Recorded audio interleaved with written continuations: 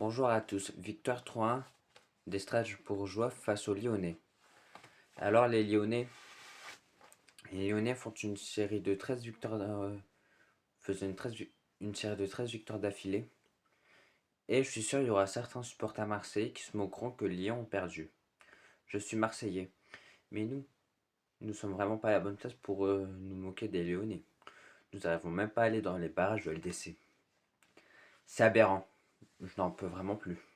Et ensuite, certes, la bonne chose qu'on a fait cette saison, on n'a pas perdu face à Strasbourg et on a gagné face au PSG. Waouh! C'est donc ça. Mais sinon, les Strasbourgeois ont vraiment bien joué dans ce match.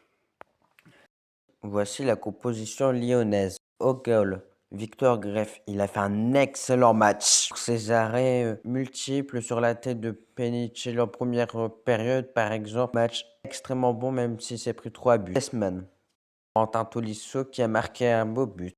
Henrik, je l'ai trouvé invisible sur ce match. Hulk, si je dis pas de bêtises, il a dû se faire remplacer pour blessure. Abner, Niakate, Justin Kluivert qui s'est fait dribbler par Barco, je crois. Juan Mata, Tyler Morton, Maitland Niles.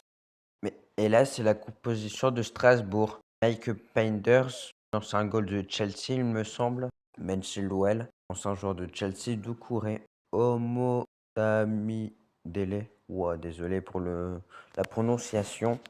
Et la Doué, qui a failli être décisif sur un but. El Mourabé, Barco.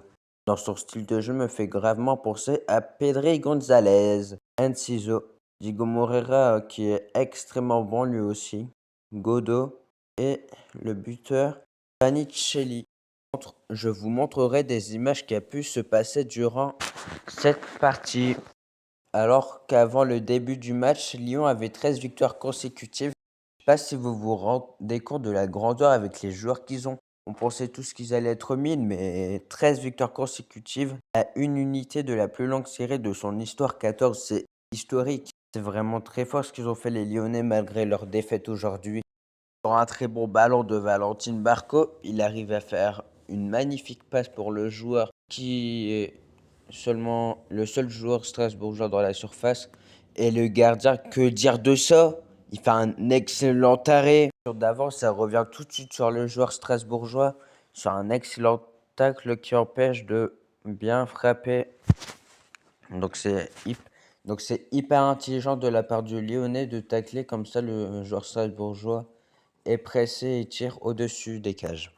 Sur un excellent centre et une excellente détente de Panicelli, il a failli avoir 1-0, mais extrêmement bien arrêté par le gardien lyonnais Victor Greff.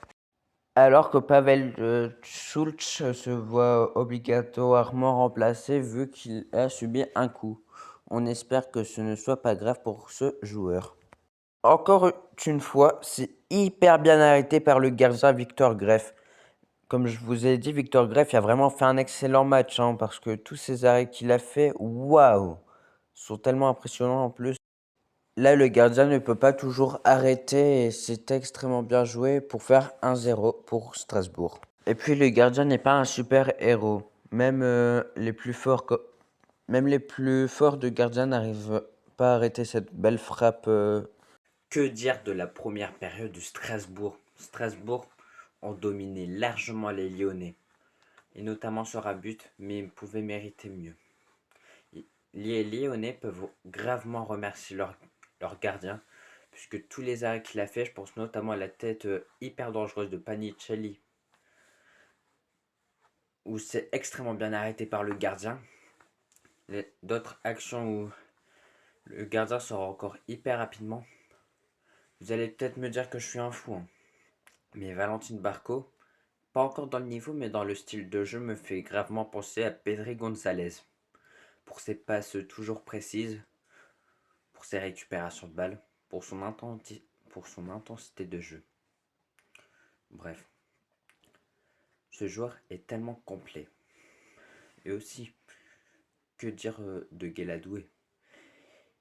Il était par terre, il a quand même réussi à faire un excellent centre sur la tête de Panichelou. C'est, comme je vous l'ai dit, c'est extrêmement bien arrêté par le gardien. Donc première mi-temps, pleinement dominé par les Strasbourgeois. Je me demande comment les Lyonnais vont-ils se relever en deuxième période. Parce que parce que côté Lyonnais, aucune percussion, aucune intensité pour les Lyonnais. Et offensivement, on les a presque ne pas vu, ouais, on les a pas vus tirer. Ce qui est anormal pour une équipe qui a autant de victoires d'affilée. Allons-nous voir un meilleur Lyon en deuxième période? C'est la question que je me pose actuellement. Ah oui, puisque je tiens à tourner, à chaque fois que je tourne une vidéo, c'est durant la première mi-temps et après la seconde période, c'est après le match. Donc je ne sais jamais ce qui se passe en seconde période, à part à la fin du match.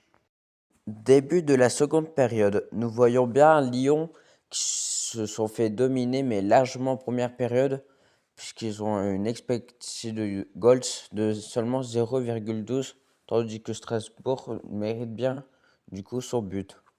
Même si je trouve que Lyon s'en sort bien à la première période. Là, nous voyons que Greff encore fait un arrêt tout simplement divin. Il arrête à la perfection la frappe. Quel joueur! Sur une frappe magnifique de Diego Moreira, il arrive à marquer le 2-0. Et là, le gardien ne peut encore rien faire. Mais quel joueur aussi, faut parler de Diego Moreira. Défensivement, offensivement, il est tellement fort ce mec. Il mérite tellement mieux, un meilleur club que Strasbourg. Quelques minutes après, le capitaine Corentin Tolisso a réussi à réagir sur une excellente frappe qui fait mouche dans le but. Petit moment humour, ce supporter fait un doigt. Du coup, je vous mettrai un petit extrait YouTube, peut-être que vous connaissez. Genre 2 secondes, juste 2 secondes, et le mec il me fait un doigt. Maintenant c'est ça que vous faites les gens. Et là, sur une très bonne percussion de Penicelli, le défenseur lyonnais fait une faute qui est signalée pour penalty. Et le penalty est extrêmement bien tiré, du coup ça fait 3-1 pour les Strasbourgeois. Donc durant la deuxième mi-temps, c'était un match pleinement dominé par Strasbourg, mais Corentin Tolisso a su quand même sauver l'honneur sur une magnifique frappe. Donc les Lyonnais perdent leur série de victoires, mais ce n'est pas grave, ils restent dans le podium. Ils jouent encore l'Europa League et la Coupe de France. Du coup, rien n'est joué pour Lyon. Merci à vous de m'avoir suivi, c'était MDA5. On se retrouve pour un nouveau débrief sur mon LDC. On se dit bye bye.